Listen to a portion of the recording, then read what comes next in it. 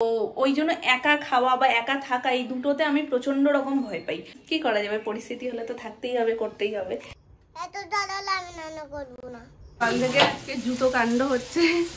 HRX এর একটা জুতো এসছে, কিন্তু একটা লেস বড় এসছে, একটা ছোট।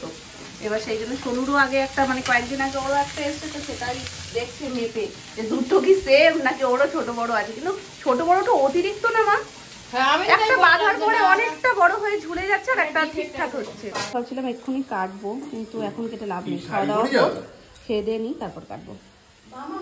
আবার রিটার্ন করে দিয়েছে, আসুক কালকে দেখা যাক পরেরটা কি আসে। আর আজকে হচ্ছে এখানে তরকারি, আলু দিয়েছো, পটল দিয়েছো, কুমড়ো দিয়েছো, ডিরেকশন করবো। হ্যাঁ, এই বিকালে আর এখানে হচ্ছে ফুলকপি দিয়ে আলু দিয়ে মাছের ঝোল। দুঃখের কথা আর কি বলবো, দুঃখের কথা বলে লাভ নেই, প্রত্যেক দিনই বলি। আজকেও এসে বলছি তুমি ফুলকপিটা আজকেও দেখে তোমার ডিমের কথা একবারও মনে পড়লো না বলো? বলছে যে আজকেও রুই মাছ নিয়ে এসছে, জ্যান্ত রুই মাছ। কি বলবো, আরো অনেকগুলো মাছ। কষ্ট হয়, তুমি এই যে হাসছো তো আমার কষ্ট হয়। ডিম ফুলকপি আলু দিয়ে একটু কষা রসা খাবো, সে আর কপালেই থাকে না ডিম খাওয়া। আর যেই বলি না বাপি শুনলেই হলো টুকটুক করে দৌড়ে চলে যায় মাছ আনতে।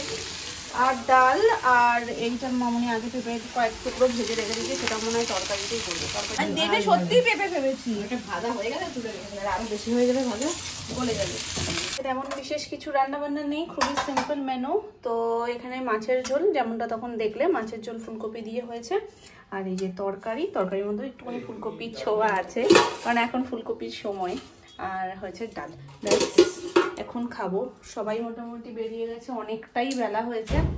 বেরিয়ে গেছে বলতে মামনি, সোনামা, কাকাই, সোনু সবাই বেরিয়েছে একটু দরকারেই। তো ওই জন্য তাড়াতাড়ি করে খাওয়া দাওয়া সমস্ত কিছু করে ওরা বেরিয়ে গেল। আর আমার বাবা আজকে সকালবেলায় গেছে বাড়িতে, কিছু দরকারি কাজ রয়েছে, তো বাবা বাড়ি চলে গেছে। এখন বাড়িতে আছি বলতে আমি, সোনাই, আর ওদিকে বাপি আর সুমন। তো এই চারজনই রয়েছি। এখনো আমার খাওয়া হয়নি, অনেকটা বেলা আছে, বেলা বলতে বিকেল হয়ে গেছে আজকে, এখন কোনো খাওয়া দাওয়া কমপ্লিট হয়নি। সোনাইও আজকে খাওয়া নিয়ে মানে খেতেই চাইছিল না মাছ, ওর মনে হয় না খেতে ভালো লাগছে বলে, যার কারণে আবার ওর জন্য একটু ফ্রাইড রাইসের মতন মানে চিকেন টিকেন দিয়ে ভাতটা করে দিলাম। তো সেটা একটু আধটু যা নিল। তো ওই যেহেতু ডবল করতে হয়েছে, যার কারণে একটু সময়টা বেশি লেগেছে, নাহলে এতক্ষণে আমার খাওয়া হয়ে যেত।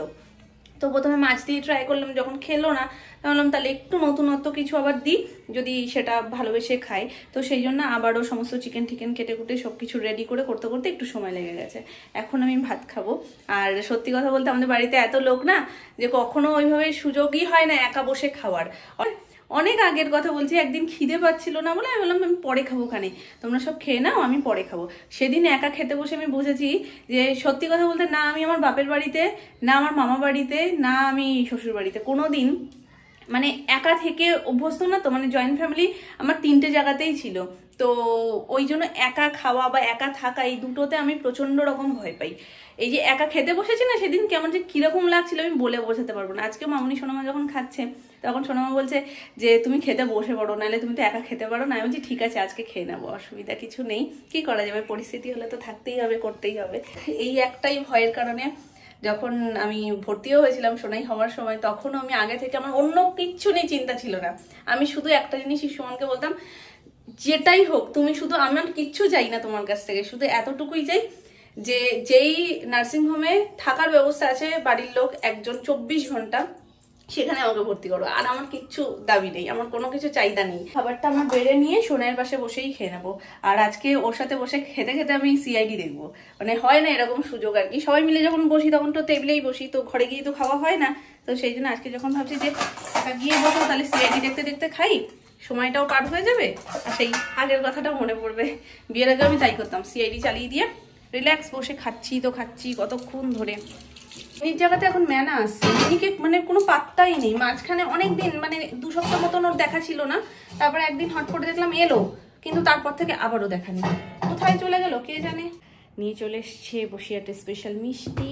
এখানে রয়েছে ল্যাংচা, যেটা অলরেডি সুমন টেস্ট করে নিয়েছে, এই যে ল্যাংচা। আর তার সাথে এখানে রয়েছে ছানা জিলিপি। বসিরহাটের স্পেশাল কেন জানো এগুলো?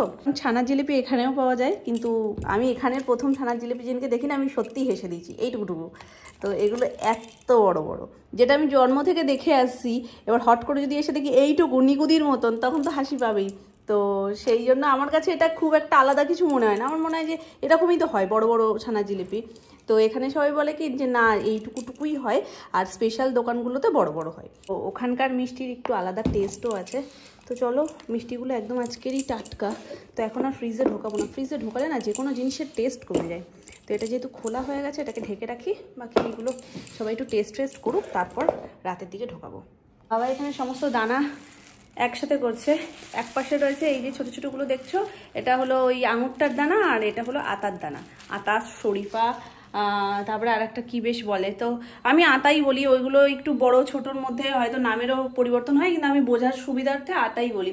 একটা তাও ঠিক আছে, কিন্তু আমার মনে হয় না আঙুর হবে বলে, এই ওয়েদারে তো অসম্ভবকর ব্যাপার। তাও বাবা মন সান্ত্বনার জন্য বলছে যে ঠিক আছে দিয়ে তো দেখি গাছ হয় কি হয় না, সেটা পরের ব্যাপার। অকর বিষয় এটা যে শোনাই আজকে সকাল থেকে তেমন বিশেষ দাদু হয়ে যাবো করেও নি।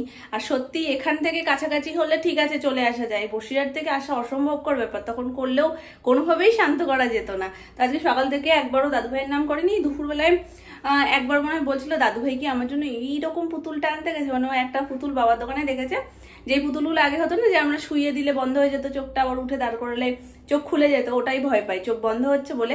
আর একটা ছোট্ট পুতুল রয়েছে যে পুতুলটা এইরকম করে, তো ওই পুতুলটা খুব পছন্দ করছে, ওটা আনতে গেছে। আমি হ্যাঁ ওটা আনতে গেছে, তো ওই জন্য ওই একবারই বলেছে, তারপরে খুব বেশিবার বলেনি। তবে বাবা এসেই আগে স্নান টান করে ওর কাছে এসছে, তো দেখেই এখন দাদু ভাই যাবো, খেয়ে দিয়ে বাবা নিয়ে গেল ওপরে।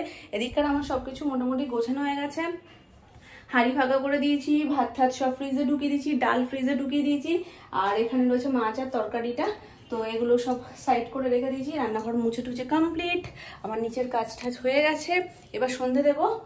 চলো, কাকি এখনো আসেনি, কাকি এসে ঘুরে গেলে ভালো হতো, সন্ধে দিয়ে দিই, তারপরে বাপিকে চা করে দেবো। মনে হচ্ছে যেন কত কাল দেখতে পাইনি, দেখো স্ট্যাচু, আমি স্ট্যাচু করছি, স্ট্যাচু। আর সেদিকে আমার এবার বলেছে জয় হিন্দ করবে, এরকম করে কি করবো? জয় হিন্দ মাথায় হাত দিয়ে এরকম করে। সোনা, ও বাবা এটা কি? আমি যে এরকম করে আসছিলাম ওই জন্য দেখছি। কি দেবো? লঙ্কা দাও না, না ওরম না, এরম এরম করে লঙ্কা ছিটিয়ে দাও।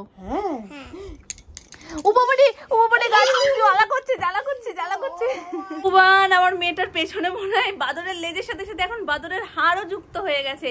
কি দুষ্টুমি করছে, পুরো খাটটার মধ্যে চরকি পাক খাচ্ছে, প্রায় মনে হচ্ছে উড়ে যাবে ও। খাটের মধ্যে আমি সোনামা রয়েছি, ও মনে হচ্ছে কি আমাদের ওপর থেকে লাফ মারছে, এত দুষ্টুমি করছে। মানে দুষ্টু হয়েছে ও, খুব বড় হয়েছে, এখন দৌড়নোটা একদম মানে কি বলবো, এখন কিছু মনে করে না। আগে তো তাও একটা ভয় পেতো, একটু একটু যখন হাঁটা শিখলো। এসে গেছো, ধন্যবাদ। আমি খাবো, তুমি খাবে? আচ্ছা আমি খাবো। আগে একটু ভয়টাই পেতো। হ্যাঁ রান্না করে দাও মা, আমি খাবো। হ্যাঁ মা। এবার এখানে দৌড়চ্ছে বলেও চুল কপাল পিঠ সব তো ঘেমে গেছে, আমি একটা কাপড় নিয়ে মুছছি। এবার ছোট নামনার সাথে বলছে আমি রান্নাঘরে যাবো, রান্নাঘরে যাচ্ছে বলছে এবার মোছাও। এখন রান্নাঘর থেকে নিয়ে এসছে ম্যাগি, বলছে মাম্মা আমি মামাকে খাওয়াচ্ছি, তুমি খাবে। হ্যালো গাইস, ওরে তোমার শেখাতে হবে না, সাবস্ক্রাইব করো আর কমেন্ট করো। হ্যালো গাইস, আমি মাম্মাকে করে খাওয়াচ্ছি, তোমরা কমেন্ট করো, সাবস্ক্রাইব করো আর কমেন্ট করো।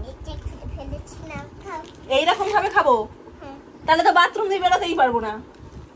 এরকম যদি কাঁচা খাই। রান্না করে দাও, রান্না করে দাও। আমার জন্য একটা, ছোট নামনার জন্য একটা, বড় নামনার জন্য একটা। আমি জানি না।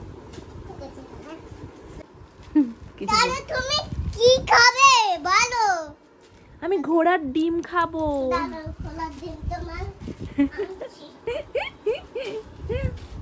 ঘোড়ার ডিমটা কোথা দিয়ে নিয়ে আসে?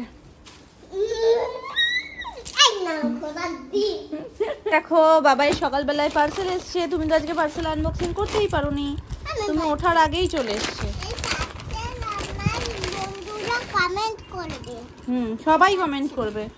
এই যে HRX এর, এই যে সকালে যে জুতোটার কথা বলছিলাম সেই জুতোটা সবই ভালো, শুধু লেসটাই একটু ছোট এসছে, একটা ছোট একটার বড়। এবার ওইভাবে বাঁধলে কি হচ্ছে বলো তো, এটা ছোট মনে হচ্ছে, এটা ঠিকঠাকই আসছে, আর যেটা বড় না সেটা ঝুলে পড়ছে, মানে হাঁটলে পায়ের তলায় চলে যাবে। তো ছোট বড় ওরকম দেখে তো নেওয়ার কোনো মানে হয় না। এটা দিয়ে দাও, ঢুকিয়ে রাখি, কালকে এটা নিয়ে যাবে আর একটা দিয়ে যাবে ফ্রেশ পিস। এটাও ফ্রেশ, বাট ইস্যু ওই একটাই। চলো চলো। আমি তো ভেবেছিলাম ইয়ার্কি মারছে বোধ হয়, রান্নাঘর থেকে ম্যাগি নিয়ে এসে বলছে মাম্মা রান্না করে খাওয়াবো। সত্যি রান্না করেও নিয়েছে, রান্নাঘর থেকে ম্যাগি নিয়ে এসছে, তারপরে এই পাত্র ঠাত্র নিয়ে এসে মাম্মার জন্য ম্যাগি করেছে। এটা বাই বাই। ওলে ওলে, এই যে ছাল ম্যাগি করে দিচ্ছি, ছাল ম্যাগি। রান্না হয়ে গেলে আমাকে একটু খাইয়ে দিও। ছাল ম্যাগি হয়ে গেছে, তাহলে একটু খাইয়ে দাও, দেখি টেস্ট করে কেমন হয়েছে। আমি একটু ছালটা বানিয়ে নি, ছাল বানাতে যাচ্ছি। এই যে এই ভিডিওটা ওখানে দাও তো, কোনখানে? ওইখানে। ও এদিকে ঘুরিয়ে রাখবো, মানে তোমার সিক্রেট যে যে জিনিসগুলো রান্নায় দিচ্ছ সেগুলো যাতে ক্যামেরায় ধরা না পড়ে। ও, সব ধরা পড়ে গেলে তো সবাই একই রকম ভাবে রান্নাটা করে ফেলবে, তখন না। হ্যাঁ, তখন শানভির আলাদা রেসিপি কি করে হবে? সত্যি আমি কিচ্ছু বুঝি না। তোমার রান্নাটা কখন হবে? ম্যাগি তো 2 মিনিটে হয়, তুমি তো 10 মিনিট ধরে রান্না করছো। একটু দাও, খিদে পেয়েছে তো। তোমাকে যে এত করে সাজালাম, তোমাকে ক্লিপটা দিয়ে দিলাম, আর তোমাকে চাচিমা পরিয়ে দিলাম, তাহলে এতক্ষণ সাজালাম কি করতে? সাজালে? খেতে দেবে না তাই জন্য সাজিয়ে গুছিয়ে বসিয়ে দিয়েছো, এবার খেতে দাও। দুষ্টু করছে না? দেখো এটা এখনো ঠান্ডা আছে, খেতে দাও আমায়, আমি অত শত বুঝি না। আমি গরম করছি, তুমি গরম খাও না? গরম তুমি পছন্দ করো, তা নাও গরম করে দাও, তাড়াতাড়ি দাও। সাজিয়ে গুছিয়ে বসিয়ে দিয়েছো, থালা টালা দিয়ে খাবার দিচ্ছ না। না নাই দিয়ে দিচ্ছি এখন। এরম মা চলবে না, এরম মা ক্যান্সেল, এরকম মা। আমাকে একটু দেবে গো, খুব খিদে পেয়েছে। তারা দিচ্ছি। এই এটা কি হচ্ছে? আমি তো লাইনে আগে ছিলাম। এখন একটা এই যে এটা খাও। আমি যে খাবারটা খাবো বলে বসে আছি, তুমি আমায় কি দেবে? এ তো গুরুত্বই দিচ্ছে না। দিয়ে দাও প্লেটে। এই ফেরত নেবার? এ বাবা, ম্যাগি আবার ফেরত নিল। তুমি কি আমায় দেবে খেতে? আমি আগে রান্না করব না। তা তুমি কাঁচা কাঁচা তাহলে ছোট নামনাকে দিলে কি করে? তখন তো তোমার রান্না হয়ে গেছিল, আমি চাইছি তোমার রান্না হচ্ছে। রান্না তো চাইছিল, তা আমিও তো চাইছিলাম। তাহলে এগুলো এই যে এই কাঁচা ম্যাগিটা খাবে তুমি, গরম করে দিচ্ছি। করো, বসো তো বাপু একটু। রান্নাঘরে এসে তাড়াহুড়ো করছে না। মিক্স করতে হবে না, আমি রান্নায় বসিয়ে দিচ্ছি। রান্নায় বসিয়ে দিয়েছি। বসিয়ে দিয়েছো? তো রান্না বসিয়ে তুমি বসে আছো কেন? রান্না তো তাহলে পুড়ে যাবে, ম্যাগি পুড়ে যাবে তো। তাহলে তুমি রান্না বসিয়ে গাড়িতে বসেছো, শিগগিরই রান্না করে আমায় খেতে দাও। কি মা সত্যি।